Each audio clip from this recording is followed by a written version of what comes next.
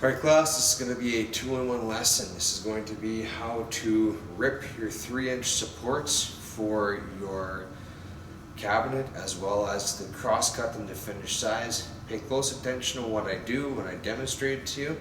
All the same safety is required. Your overhead guard, your riving knife, make sure this isn't tight. We're going to set your fence to 3 inches for the rip. Our push sticks are all in place. We're going to have our hand to the outside behind the guard as we feed. I'm going to do this with the dust collector off so you can actually hear what's going on. I'm not sure how this camera is going to work with just that. Our safety glasses are ready.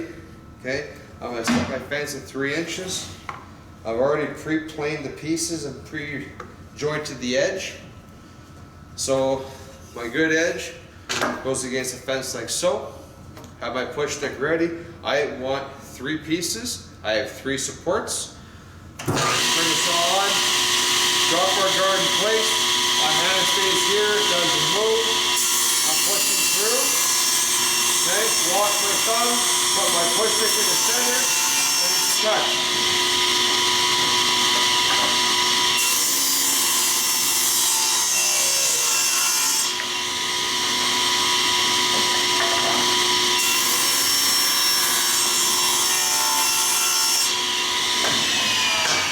My blade stop, lift up my guard, I can take a look at what's going on down there. What is one thing that you can notice right now if you take a careful look at it that I forgot to do? And I give it to you guys all the time for beginning to check my setup. My 3 inches was good, my guard was good. My blade on the other hand was almost a ½ an inch too high.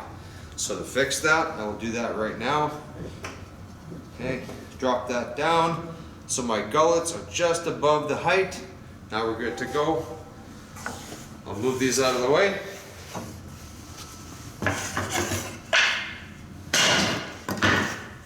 Now we're going to cross cut for our support pieces.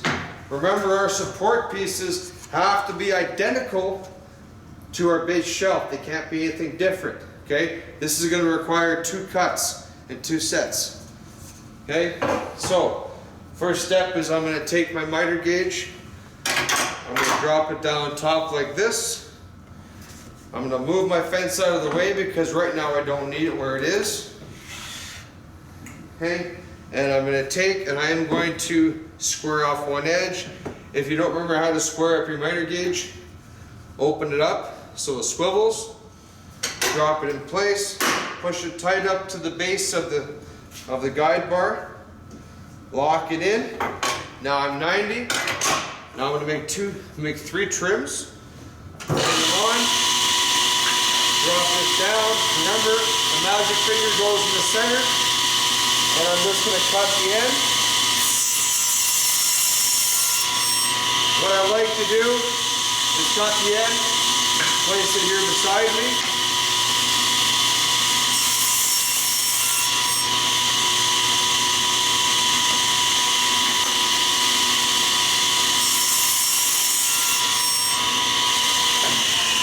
Okay, I'll square up my ends. I keep them all on the same side so I know. I like to place them like this so I know which end I have to put against the fake fence. Now we're going to set up our fake fence. Okay, we're going to take it like this. We're going to do a cross because we know when we glue our cabinet together, this front edge is the front of my cabinet. These 2 end grains are the inside the dado cuts. So what I'm going to do is take my 1-inch fake table saw fence, place it up against the fence like that, put 2 clamps on it, and we're going to set for our cut. Okay. Reason we have to do this, everyone should remember, is that nobody's project will be the same size. So we lift up our block, slide it across, drop it in, lock it down. And now we want to check to make sure we're the right size. We're a little bit tight there. So I'm just going to tap the fence out a bit. Okay, just a hair more. Okay, if I can slide through there without the blade making any major motion, then I know I'm at the right size.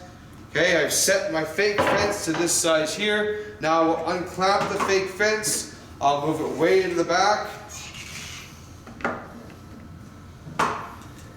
The reason we have to use a fake fence again is when I make a crosscut against a fence of something this size, it's safe because the blade will not surpass on both sides easily. It's a much wider cut. When I'm working with 3 inches, this is a jamming hazard as well. It's not safe to have my miter gauge down and my wood against the fence like so.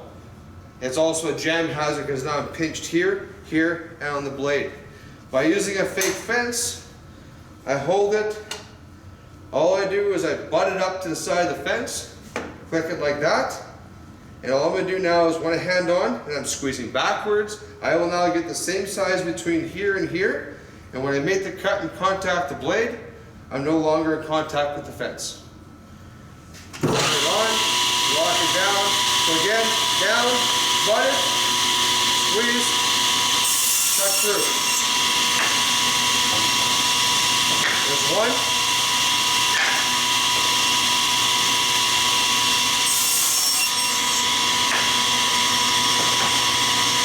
There's 2.